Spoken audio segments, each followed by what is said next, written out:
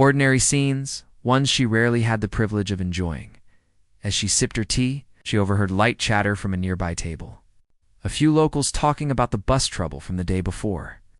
They didn't recognize her, and she didn't try to draw attention. She preferred to listen quietly. They said some important person was on that bus, one woman said. Important? A man replied. Probably just a rumor people made up to feel better after all that chaos. She smiled faintly. People always assumed wealth made someone important, but she believed the opposite. Importance came from how people treated others, not what they owned. When she finished breakfast, she stepped outside and took a slow walk through town.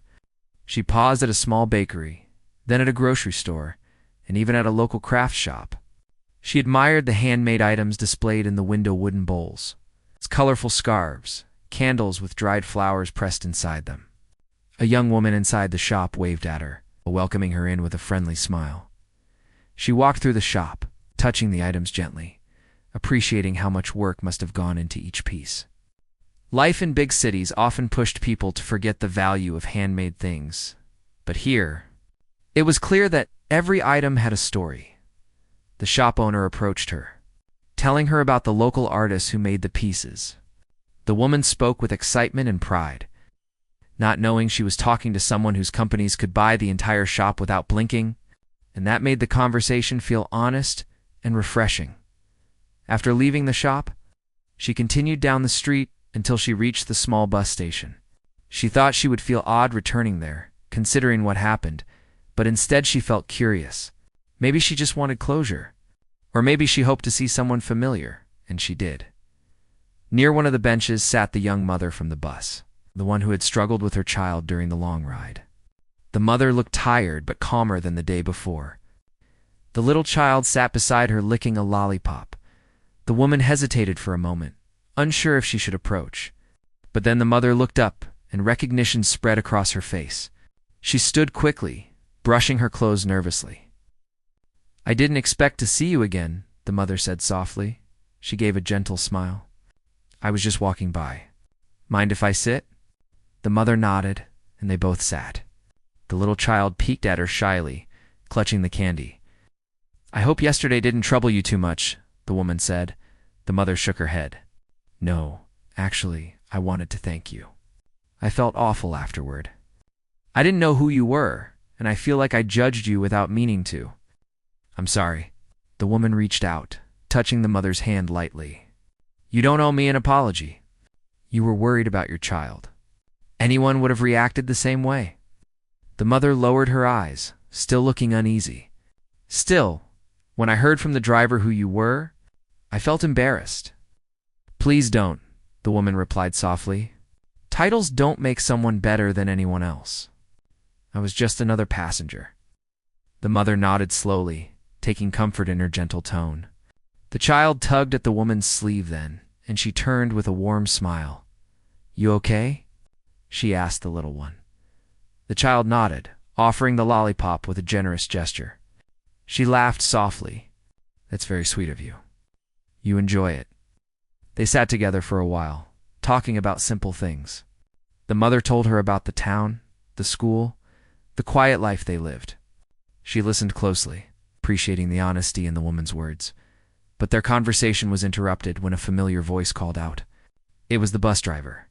He jogged toward them, his expression a mixture of surprise and worry. "I can't believe you're still here," he said. "I thought you'd be long gone by now." She chuckled softly. "I stayed the night." The driver scratched his head. "Listen, I never got a chance to thank you properly. Yesterday could have gone really bad, but you handled everything calmly. Most people in your position would have reacted differently." "I didn't do anything special," she replied. "You did more than you think," the driver insisted. "When that man raised his voice, I knew you could have forced us to stop the whole trip. Anyone else with your background probably would have." She shook her head. "I didn't want to make a scene. That's the difference," the driver said. "You could have, but you didn't." The young mother nodded in agreement. The woman didn't know what to say. She never liked attention, and moments like these often made her uncomfortable. She valued kindness and simplicity far more than admiration. Just then, a car pulled into the station. A sleek black vehicle that stood out sharply against the small-town surroundings. Two men stepped out, dressed neatly, but not intimidatingly. They looked around before approaching her. The mother's eyes widened. The driver stepped back, suddenly unsure. One of the men spoke respectfully. "We've been looking for you. Your team is ready whenever you are." She closed her eyes for a moment, realizing the peaceful morning was coming to an end. She had responsibilities waiting. Meetings, calls, decisions. Her world of constant motion. She turned to the mother first. "Thank you for the conversation. I'm glad I ran into you again." The mother smiled warmly, though her eyes held a hint of sadness. "Will you ever come back?" "I hope so," she said sincerely. Then she faced the driver. "Take care of yourself. And thank you again for yesterday." The driver nodded. "Safe travels." She walked toward the car. She felt a mixture of emotions. Part of her wished she could stay longer, blend into this quiet life a little more. But she knew she couldn't. Her world was calling. Before getting into the car, she turned one last time. The small station, the benches, the road, everything looked calm and familiar now. She took a deep breath. Then she stepped into the car, letting the door close behind her. But little did she know that her story in this town was far from over. The day's events would lead to something none of them expected, something that would bring her back sooner than she imagined, the day she returned to the city. Everything slipped back into its familiar rhythm, meetings lined up one after another. Messages pouring in, people waiting for her decisions. Her team moved around her with a sense of urgency, as they always did, and she responded with calm focus. It was the world she knew best, a world made of plans, deadlines, and responsibilities. But her mind kept drifting back to the small town, the bus ride, and the people whose paths had briefly crossed hers, even during her meetings. She found herself remembering the quiet streets, the handmade crafts, the warm smiles of the locals, and the honest conversations she'd had. She wasn't sure why the town stayed with her so strongly, but it did. It felt like a reminder of the world outside her nonstop responsibilities, a reminder she couldn't ignore. A few days later, as she reviewed a report with her assistant, she noticed a folder sitting on the corner of her desk. It wasn't part of her usual files. When she opened it, she saw a summary of what had happened on the bus, compiled by one of her team members who had taken it upon himself to gather information after learning what happened. At the bottom of the folder was a simple note, "In case you want to follow up." She closed the folder with a soft sigh. Her team cared about her deeply, even when they didn't say it out loud. They knew the incident had affected her in ways she hadn't expressed. For the rest of the day, the folder stayed on the corner of her desk, calling to her quietly. By evening, she made up her mind. "I want to go back," she said softly, as her assistant walked into the room. The assistant blinked in surprise. "Back to the town?" She nodded. "Just for a short visit. Can you arrange transportation for tomorrow morning?" "Something simple. No need for anything big." The assistant smiled warmly. "Of course. I'll take care of it." That night she felt lighter. She wasn't sure what she expected to find when she returned, but she knew she wanted to see the people she had met, even if only to know they were doing well. The next morning, she traveled quietly, just as she had before. When she arrived at the small town, she felt the same sense of peace she had experienced earlier. The streets looked familiar now. The bakery smelled the same, and the air felt just as calm. She walked slowly toward the bus station, not knowing if she would find anyone she recognized. But as she approached, she saw the bus driver standing beside one of the buses, checking something near the door. He looked up, saw her, and froze for a moment before breaking into a wide, relieved smile. "You came back," he said, as if he couldn't believe it. "I told you I hoped to," she replied with a gentle laugh. The driver came forward, wiping his hands on his trousers. "We talked about you after you left. No one could stop thinking about what you did, and, well, some people were hoping they'd get a chance to say thank you properly." She smiled softly, feeling warmth spread in her chest. "I didn't do anything extraordinary. I was just there." But the driver shook his head. You did more than you think, and there's someone who really wanted to see you again. Before she could ask who, a familiar small voice called out behind her. She turned to see the little child from before, holding a tiny flower in one hand. The child ran toward her with bright eyes, and behind them came the young mother. The mother looked both surprised and relieved. I can't believe you're here, she said. The child held the flower up proudly.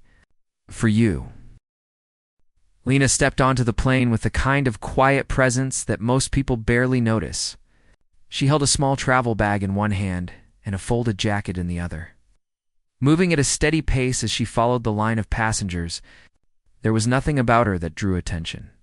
Her clothes were plain, her shoes were comfortable, her face carried the calm look of someone who had traveled many times before.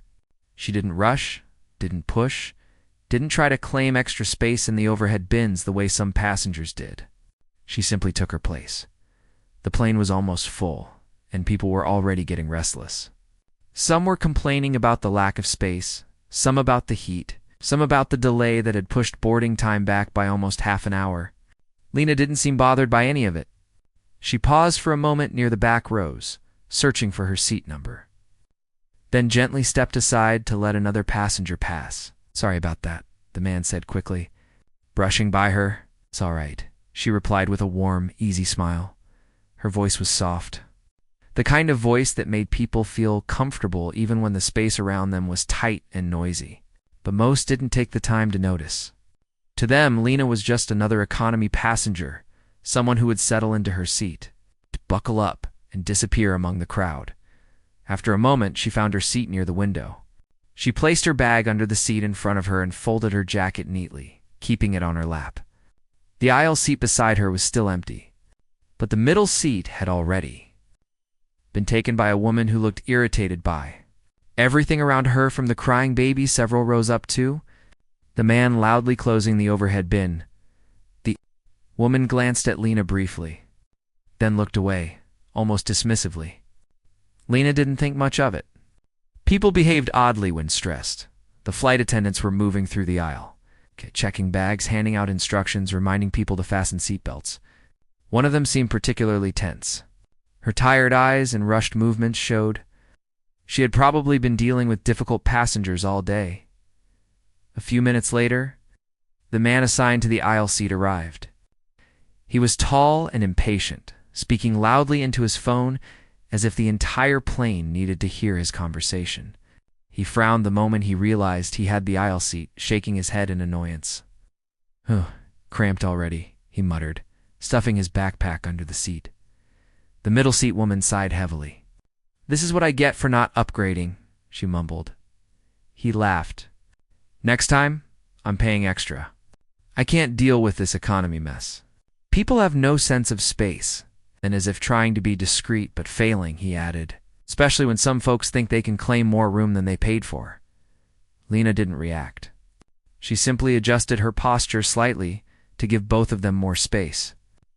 Even though she hadn't been taking any extra to begin with, she folded her hands and looked out the small oval window, observing the airport workers moving luggage carts and guiding planes.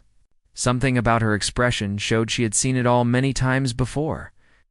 Not as a bored traveler, but almost as someone who understood how everything worked behind the scenes. As passengers settled in, the plane's engines hummed gently. A young boy sitting a row ahead kept turning around to look at Lena. His curiosity made her smile. Eventually, he whispered, "Are you scared of flying?" "My sister is scared, but I'm not. I like planes." "No, I'm not scared," Lena said kindly. "Planes are amazing machines. They're built to handle all kinds of things, and the people who fly them know what they're doing." The boy grinned proudly as if he had personally designed the aircraft. His mother apologized softly, but Lena shook her head. "He's perfectly fine." The interaction lasted only a moment, but it made the boy feel braver, and it made Lena feel a bit more at ease in the tightly packed space. Finally, the announcement came. Cabin crew, prepare for departure. The engines grew louder, the plane began to roll, and the passengers gripped armrests or adjusted their belongings. Lena closed her eyes briefly, breathing in and out slowly. centered and calm in a way that contrasted sharply with the restless energy around her. The moment the wheels lifted off the ground, the aisle seat man groaned. "The seat is tiny," he complained, shifting repeatedly. The woman between them also moved uncomfortably. "Can you straighten your arm?" "You're taking too much space," she said sharply to Lena. Lena glanced down at her hands, which were folded neatly in front of her. "I'm sorry," she replied gently. Though she had no idea what she had done wrong, the woman only sighed again, as if the apology made things worse instead of better. The flight attendant from earlier passed by with her checklist. The aisle seat man stopped her. "Excuse me, can we do something about the space here? Some people are making it hard to sit comfortably." He tilted his head subtly toward Lena. The attendant looked tired and overwhelmed. She glanced at Lena without fully assessing the situation. "Ma'am, please be mindful of the space. These seats are narrow, and we want everyone to be comfortable." Lena nodded politely, though she hadn't moved an inch. "Of course. I'll be careful." The attendant walked away quickly. Already being called by another passenger, the woman in the middle seat muttered under her breath, "Some people should really think before they just spread out."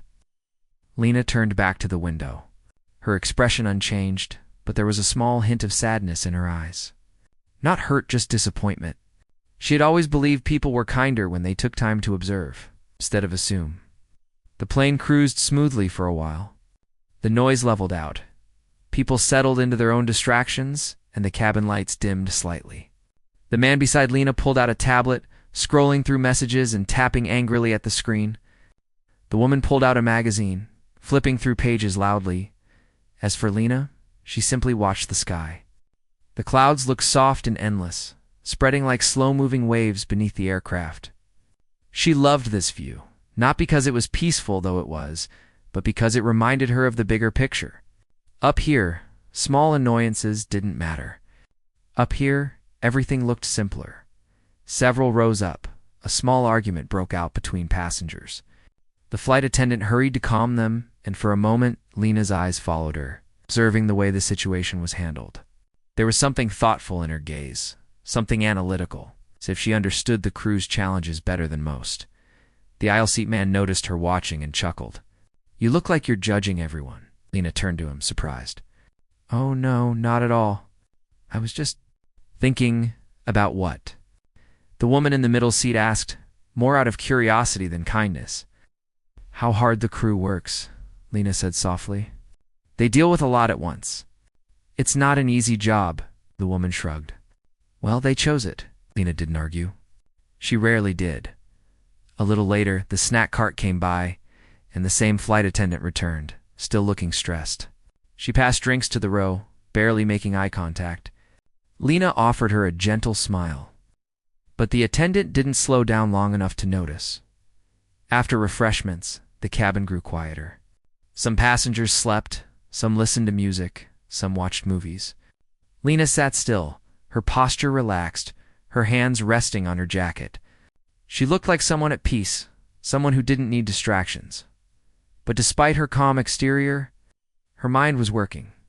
She observed, listened, and paid attention to small details. Most people ignored the sound of the engines. The way the air pressure shifted slightly, the tired rhythm in a crew member's step. None of it worried her. It was simply familiar. Outside the window, the light shifted as the plane crossed into a new stretch of sky. The soft glow made her features appear even gentler. She leaned back slightly, letting her eyes drift closed for a moment. Around her, the two passengers continued their quiet complaints. They weren't bad people, not really. Just stressed, tired, and unaware. They didn't know who Lena was. They didn't know what she carried on her shoulders or what her everyday life looked like. To them, she was just another traveler, and Lena preferred it that way. If someone had told the passengers around her that the quiet woman in the window seat had a life far more complex than they imagined, they would have laughed it off. If someone had said she wasn't just familiar with airplanes, but played a major role in the industry itself, they would have brushed it aside. But for now, none of that mattered. The flight had only begun, and Lena remained invisible in the best way and unbothered, unnoticed. And quietly observing, She didn't know that before this journey ended. Her presence would change the atmosphere of the entire cabin.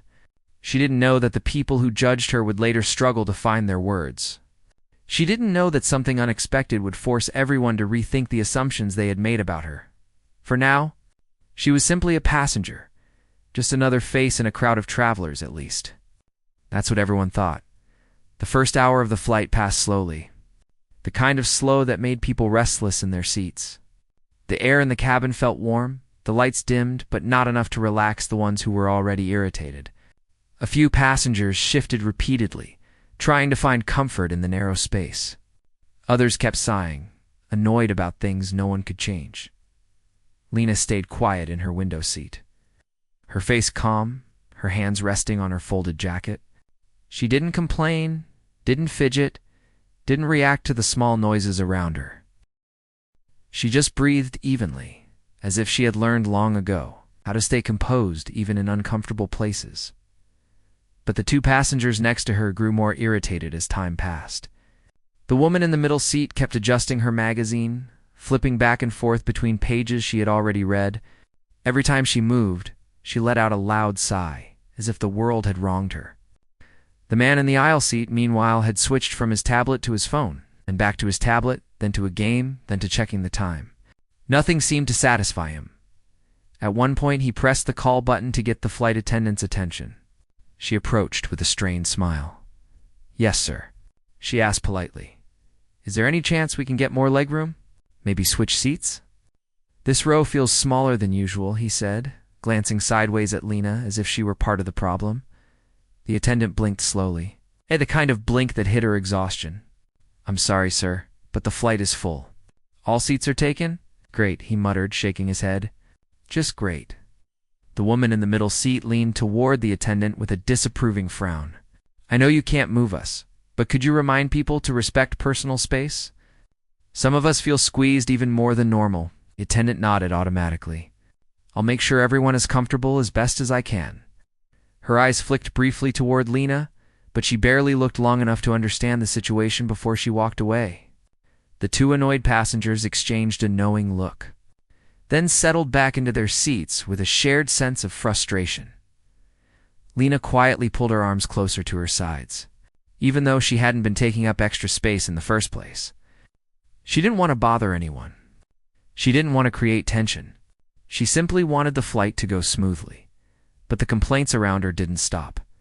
A few minutes later, the aisle seat man shifted again and bumped Lena's elbow with his arm. He didn't apologize. Instead, he said, "You might want to keep your arms in. These seats are tight enough." Lena looked down at her arm, still very much tucked in, but she nodded politely anyway. "Of course," the woman in the middle seat added, "some people just don't have awareness. You'd think adults know how to sit without leaning everywhere." She didn't look at Lena directly, but her tone made the message clear. Lena kept her posture steady, not saying a word. She wasn't her, just puzzled by how quickly people jumped to conclusions about others. The cabin felt heavier as the complaints continued. Someone behind them kept tapping the tray table. Someone, a few rows ahead, argued with a friend about the lack of Wi-Fi. A baby cried softly in the distance, and although the mother tried everything to calm the child, people still grumbled about it. The flight attendant returned occasionally, doing her best to keep peace. Each time she walked by, she seemed more tired than before. There was a tightness in her shoulders, stiffness in her movements that showed she had been dealing with more than she could handle. Lena noticed. She watched quietly, not in judgment but with concern. She could tell the attendant was under pressure and likely understaffed for such a crowded flight. The man beside her tapped the attendant again when she passed. "Excuse me, when will snacks come?" "We've been waiting forever. They'll be coming soon," the attendant replied, forcing a smile. "Well, "It'd be nice if soon meant something on this flight," he mumbled under his breath. She walked on. Pretending not to hear him, Lena's eyes softened. She had witnessed this kind of treatment toward service staff many times before. People taking out frustrations on those simply doing their jobs. She wished she could help somehow. But she also knew she wasn't in a position to intervene without causing more trouble. A short while later, the snack cart, finally appeared. The aisle seat man perked up immediately. Finally, he murmured. The attendant handed him a small pack of crackers and a drink. He examined the crackers as if they offended him. "This is it." "I'm afraid so, sir." He tossed the packet onto his tray with a sigh. The woman in the middle seat received hers next and gave the same disappointed look. When Lena's turn came, she accepted her packet with a small smile. "Thank you." The attendant paused. It was the first warm expression she had received in several rows. "You're welcome," she said softly before moving on. As soon as she walked away, the woman in the middle seat spoke again. "Some people can pretend everything is perfect, but it doesn't mean it is." She didn't say it harshly, but the tone carried a hint of bitterness. Lena opened her cracker packet quietly. She didn't reply. Minutes passed. The plane rocked gently with a small patch of turbulence. The captain's voice came through the speakers assuring everyone it was normal and would pass quickly. Some passengers held their armrests tightly, the man beside Lena included. "I hate turbulence," he muttered. "These planes feel like they're falling apart." Lena shook her head softly. "They're built very safely. Turbulence can be uncomfortable, but it's not dangerous." Both passengers turned to her with disbelief. "How would you know?" the woman asked skeptically. Lena offered a polite smile. "I've flown quite a lot, so have we," the man said. "Still doesn't make this feel safe." Lena didn't push the conversation. She simply nodded and returned her gaze to the window. A few minutes later, the turbulence passed. The cabin grew still again, though the restless energy lingered. A different flight attendant, one who looked younger and just as stressed, approached their row with a clipboard. "Ma'am," she began, looking at Lena, "we've had some concerns about spacing issues. We just want to make sure everyone is seated comfortably." The woman in the middle seat nodded quickly as if confirming the complaint. The attendant continued. "Could you try to keep your belongings and arms within your area?" Lena blinked in confusion. Her bag was fully under the seat. Her arms were folded neatly. She hadn't moved beyond her space even once. Still, she responded calmly. "Of course, I understand." The younger attendant gave a quick smile before moving on. The woman beside her crossed her arms with a satisfied look. "Good. At least they're taking it seriously." Lena said nothing. Not because she was afraid or upset, but because she understood something others didn't. The people around her were anxious, tired, and overwhelmed. They weren't thinking clearly. They were reacting to discomfort, not to her. Still, small misjudgments added up, shaping the atmosphere around her. The aisle seat man stretched his legs and groaned. "If people didn't crowd the space, we wouldn't have had to call the attendants twice." Lena looked at him with gentle eyes. "I don't want you to feel uncomfortable. If I'm doing something that bothers you, please let me know." He waved her off. "It's fine now. Just stay mindful." She nodded again. As time passed, the cabin lights dimmed further for resting hours. People pulled blankets over themselves, some trying to sleep, others watching screens. A quiet settled over the plane, broken only by the occasional cough or shifting seat. Lena curled slightly toward the window, resting her head against the padded wall. Her expression was peaceful, though her mind was active. She thought about how quickly people judged others just by appearance. How easy it was for frustration to push people into unkind behavior. How the world often forgot that patience still existed. The two passengers beside her began whispering about work, money, and how some people just didn't belong in cramped spaces like this. They seemed unaware of how their words sounded. Through it all, Lena never raised her voice, never corrected them, never defended herself. She wasn't weak, just understanding. But even understanding had limits. The turning point came when the aisle seat man dropped his drink cup onto the floor. It rolled toward Lena's feet. She leaned down to pick it up, but before she could reach it, the middle seat woman gasped loudly. "See? This is exactly what I mean. Taking up space again. Can you be careful?" She scolded. Lena froze for a moment, cup still in her hand. She looked up slowly. "I was just helping," she said gently. The woman rolled her eyes. "Well, it would help if you didn't cause more mess." Lena placed the empty cup on the tray table and leaned back without saying another word. A few passengers nearby looked over, noticing the tension. Some seemed unsure what had actually happened, but assumed Lena must have done something wrong simply because the others reacted so strongly. That was how misunderstandings spread quietly. Quickly, without evidence. Lena turned back toward the window. And for the first time since the flight began, she exhaled slowly. Trying to release the weight of the moment, she wasn't angry. She was just disappointed. She had always believed that kindness made spaces lighter. But on this flight, it seemed kindness only made her more invisible. Still, she stayed calm. She couldn't know that everything would change soon, that before the flight ended, the people judging her would see her differently, that the very passengers who complained would later struggle to find the right words when the truth came out. For now, she remained silent, a quiet woman in a window seat. Stranger people misunderstood, but the flight was far from over, and the skies ahead held something none of them expected. The quiet inside the cabin didn't last long. It was the kind of calm that felt temporary, like something waiting to break. People were trying to rest, but the tension from earlier still lingered in small ways and easy shifting. Annoyed whispers and tired faces that showed they were more stressed than they wanted to admit. Lena closed her eyes for a few minutes, letting herself breathe. She didn't fall asleep, but she stayed still enough to look peaceful. The soft hum of the engines filled the air, steady and familiar. The sky outside had darkened slightly. The plane flew smoothly through a layer of pale clouds. But peace in an airplane is always delicate.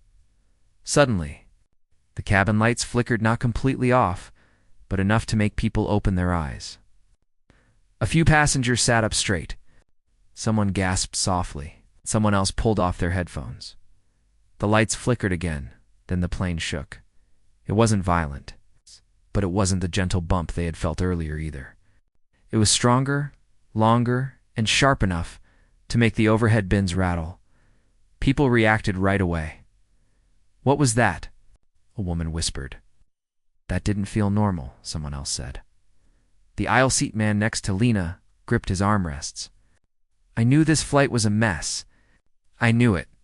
The middle seat woman pressed a hand to her chest. "Why is this happening now? Why can't things just go smoothly?" Lena opened her eyes calmly. She looked around the cabin, observing the people, the crew, and the way the plane responded to the air. Her expression stayed steady, focused, not frightened like the others. A moment later, Captain's voice came through the speaker. It was steady but firmer than before. "Ladies and gentlemen, we've hit a patch of unexpected turbulence. Please remain seated with your seatbelts fastened." His tone was professional, but there was a small tension hidden in it, something most passengers wouldn't notice. The turbulence got stronger. The plane rocked again, bouncing slightly as if the air were uneven beneath it. Someone screamed softly from a few rows back. A baby cried louder. The two passengers beside Lena leaned away from the window as if that would help. "This is bad," the man muttered. "I knew the plane felt off. Should we call the attendant?" the woman asked, panic rising in her voice. A flight attendant hurried down the aisle, checking passengers. Her face was tense. She stopped near their row and held the overhead bin, steadying herself. "Everything is fine," she said, trying to sound reassuring. "Please stay seated and keep your belts on." Her voice sounded thin. She was frightened too. The turbulence continued for another minute. The plane shook harder, then steadied, then shook again. People were gripping seats everywhere, eyes wide, breaths uneven. Through it all, Lena didn't panic. She watched the reactions around her, her mind clear and focused. Then something else happened. A sudden jolt. Sharper than before, the cabin went completely silent for a single second.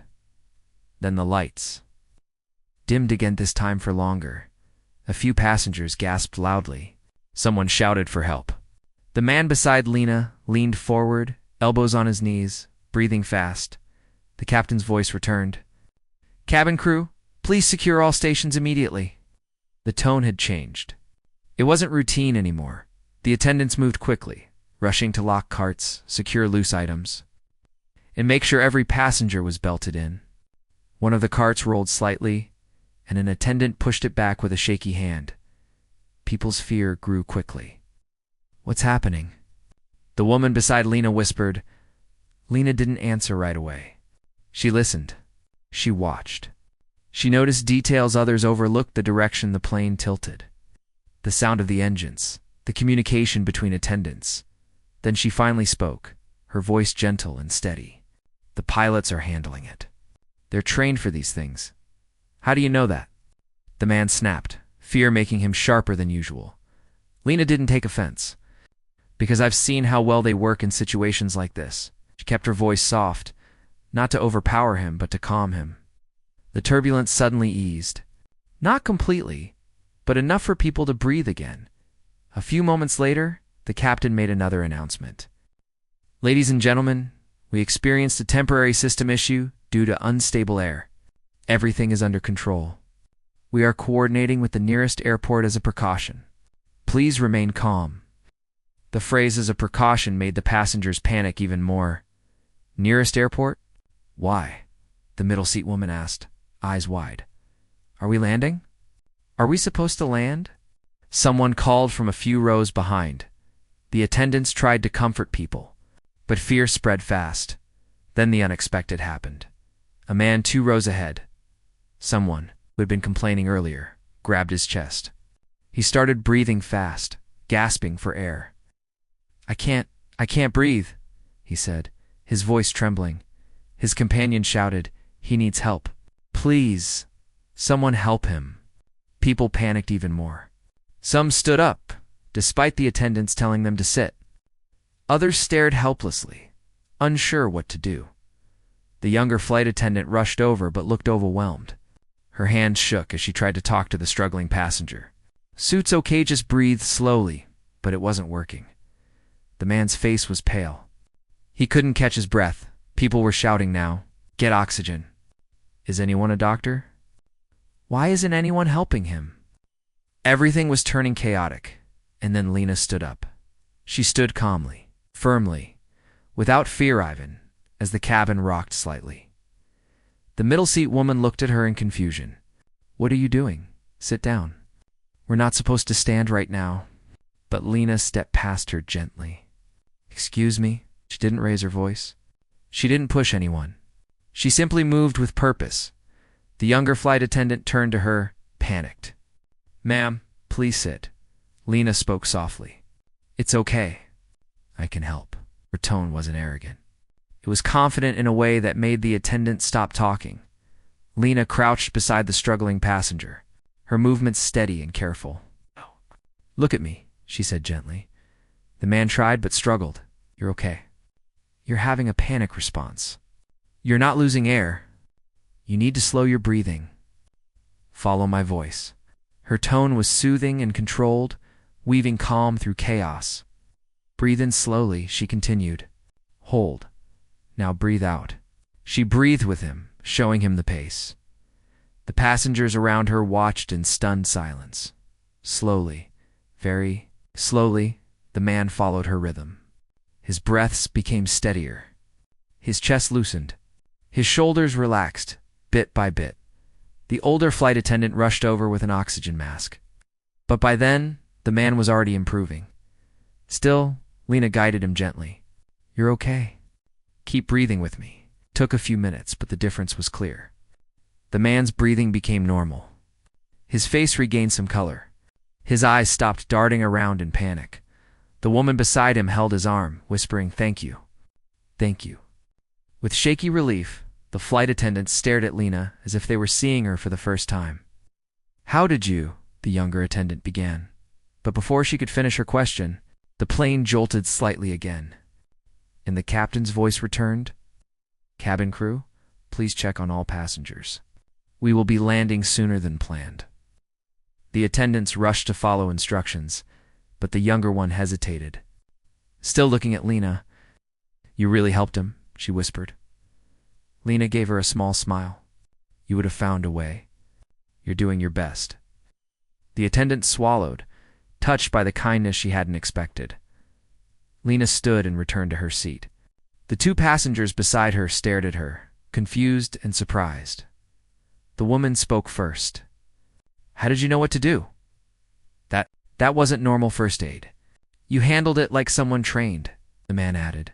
Yeah, and you weren't even scared. You acted like you've dealt with this before. Lena simply smiled and looked out the window again. I've had some experience. Her tone was calm. Humble. They stared at her as if seeing a stranger for the first time, not the quiet woman they spent the whole flight judging.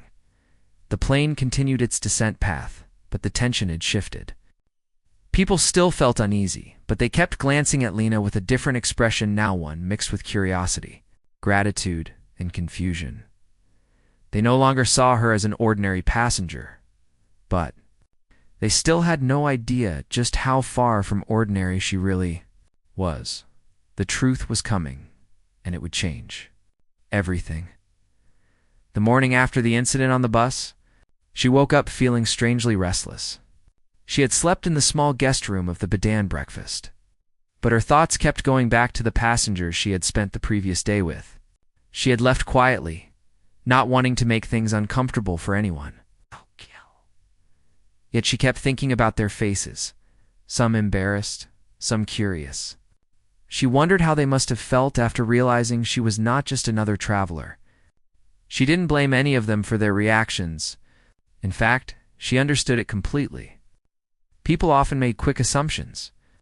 When they didn't have the full picture, she sat on the edge of the bed and ran her hand through her hair. She knew she had a full schedule waiting for her in the city. Meetings, calls, decisions, endless responsibilities. But this small town had stirred something different inside her, a sense of calm she had not felt in years. So instead of rushing out, she took her time, moving slowly, almost quietly, as if giving the morning space to breathe. Downstairs, the smell of fresh bread filled the little dining area. The older couple who owned the place smiled warmly at her, not treating her any differently from the day before. Maybe they didn't know who she really was, or maybe they simply didn't care. And she liked that. She sat by the window, looking out at the quiet street where the trees swayed gently in the cool breeze. The town seemed to move at its own pace, unbothered by the rush of the modern world. A few people passed by, someone walking a dog, another carrying a bag of groceries, a group of kids riding bicycles. She knelt down and accepted the flower gently, her heart swelling at the innocence in the child's gesture. Thank you. It's beautiful. The mother shifted nervously. I hoped we'd get a chance to see you again. I didn't think it would really happen. I wanted to come, she said softly. I wanted to check on you. And everyone else. The mother smiled, her eyes warming. We're okay. Things have been calm. But everyone remembers what happened. And we all remember how patient you were. They talked for a while, sitting on one of the benches near the station. The child played nearby, laughing at simple things. She found herself relaxing completely, as if she were slipping into a part of herself she didn't get to use often. But the morning didn't end there. Soon, more familiar faces began to appear, people who had been on the bus with her. A couple who had argued earlier now approached shyly.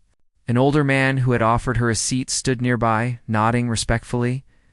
Even the teenager who had worn headphones during most of the trip gave her a small smile. It wasn't planned. It wasn't organized. But somehow word had spread quickly that she was back, and people drifted in one by one. The driver cleared his throat as he looked around at the growing group. I think they all wanted a chance to thank you. She felt her eyes warm with emotion. You really don't have to. The woman stepped forward. We know, but we want to. Yesterday, that day you showed us something important. You reminded us that kindness can still exist, even when people make mistakes. Another passenger added, and you didn't talk down to anyone. You treated everyone the same. Not many people in your position would do that. She didn't know what to say. She never acted for praise, and hearing these words felt overwhelming. She looked around at the faces of ordinary people living ordinary lives, yet each carrying stories and struggles that the world might never see. She stood quietly, letting the moment settle. After a while, the group slowly drifted back to their routines. People waved, shook her hand, or offered quick words of appreciation. The mother and child stayed the longest. The child sat beside her, leaning against her comfortably. "Will you come again?" the child asked. She smiled softly. "As long as life allows it, I will." The mother nodded gratefully. "You're welcome here any time." When the crowd had gone, she spoke with the bus driver one last time. "Thank you for watching over, everyone," he nodded. "Take care of yourself. And thank you for coming back. It meant more than you know." As she walked back toward the car waiting for her, she felt a familiar tug inside her heart. She didn't want to leave, not yet. Then an idea came to her quietly, like a soft whisper. A few weeks later, the town received unexpected news. A new community program had been funded, one focused on travel safety, crisis management, and support for small-town transport workers. The funding came anonymously, but the driver and a few others knew exactly who was behind it. The program brought new equipment to the bus station, better training for drivers, and support for passengers during emergencies. It made the entire system safer, smoother, and more connected. But the woman never said a word about her involvement. She didn't want recognition. She only wanted to give back to a place that had touched her heart in ways she hadn't expected. Months later, she returned again, not for business, not for attention, but simply because the town had become a quiet part of her life that she didn't want to let go. The bakery owners greeted her by name. The shop owner waved at her from the window. The mother smiled warmly as the child ran toward her with open arms. She felt something she hadn't felt in a long time: belonging, even in a place far removed from her world of responsibility. She realized she wasn't just an important figure or a name in corporate offices. Here she was simply a person, someone who could sit on a bench, talk to strangers, and find peace in small moments. And that, she thought quietly, was worth more than anything her wealth could ever buy.